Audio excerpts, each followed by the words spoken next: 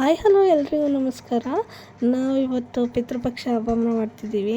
ನಮ್ಮ ಮನೇಲಿ ಹೀಗೆ ಮಾಡಿದ್ವಿ ಪಿತೃಪಕ್ಷ ಹಬ್ಬ. ನಿಮ್ಮ ಮನೇಲಿ ಯಾವ ಥರ ಮಾಡಿದ್ರಿ ಅನ್ನೋದನ್ನ ನನಗೆ ಕಮೆಂಟ್ ಮಾಡಿ ತಿಳಿಸಿ. ನಾವು ಹಿರಿಯರಿಗೆ ಈ ದಿನ ಧೂಪ ಹಾಕೋದ್ರಿಂದ ನಮ್ಮ ಮನೆಗೆ ಬಂದು ಅವರು ಊಟ ಮಾಡ್ಕೊಂಡು ಹೋಗ್ತಾರೆ ಅನ್ನೋದು ನಂಬಿಕೆ.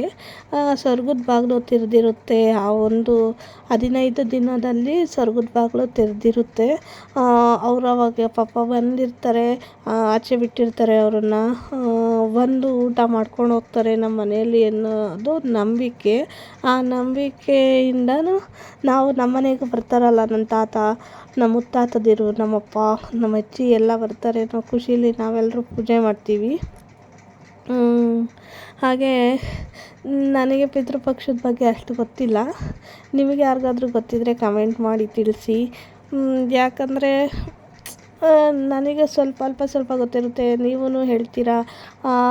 ಇದನ್ನೆಲ್ಲ ಬೇರೆಯವರು ನೋಡ್ತಾರೆ, ಗೊತ್ತಿಲ್ಲದೆ ಇದ್ದರೆ ಅವರು ತಿಳ್ಕೊತಾರಲ್ವ, ಅದಕ್ಕೋಸ್ಕರ ಕೇಳ್ತಾ ಇದ್ದೀನಿ. ನಿಮ್ಗೆ ಏನು ಗೊತ್ತಿದೆಯೋ ಅದನ್ನು ಕಮೆಂಟ್ ಮಾಡಿ ತಿಳಿಸಿ. ನಮ್ಮ ಮನೇಲಿ ಈ ಥರ ನಮ್ಮ ಅಪ್ಪಗೆ, ನಮ್ಮ ತಾತಗೆ, ನಮ್ಮ ಅಜ್ಜಿಗೆ ಧೂಪ ಹಾಕಿದ್ವಿ.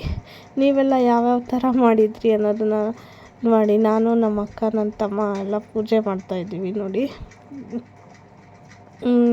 ಬೇಜಾರಾಗುತ್ತೆ ಹಬ್ಬ ಮಾಡೋಕ್ಕೊಂಥರ. ನಮ್ಮನ್ನು ಬಿಟ್ಟು ಹೋದ್ರಲ್ಲ ನಮ್ಮ ತಾತ ಅಂತ. ನಮ್ಮ ಅಪ್ಪಗಿಂತ ಜಾಸ್ತಿ ನಾನು ನಮ್ಮ ತಾತಗೆ ಅಟ್ಯಾಚ್ ಆಗಿದ್ದೆ.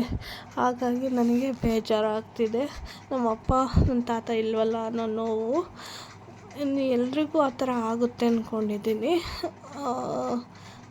ಈ ವಿಡಿಯೋ ನಿಮಗೆ ಇಷ್ಟ ಆದರೆ ಲೈಕ್ ಮಾಡಿ, ಶೇರ್ ಮಾಡಿ, ಸಬ್ಸ್ಕ್ರೈಬ್ ಮಾಡಿ. ನಮ್ಮೂರಲ್ಲಿ ಈ ಥರ ನಮ್ಮ ಮನೆಯಲ್ಲಿ ಪಿತೃಪಕ್ಷನ ಮಾಡ್ತೀವಿ. Thank you.